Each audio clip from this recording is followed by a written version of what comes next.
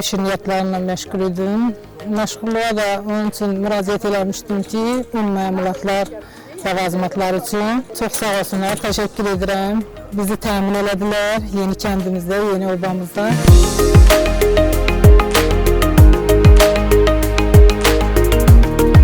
Sexdə işləmişim, məktəbli paltarlar tikirdik.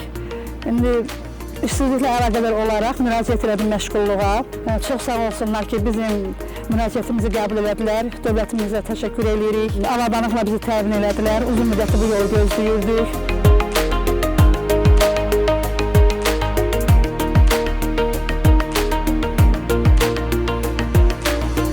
Mən qadın gözəllik salonuna müraciət eləmişdim özünə məşğulluğa. Bugün avadanlığımı verdilər. Dövlətimizə təşəkkür edirəm.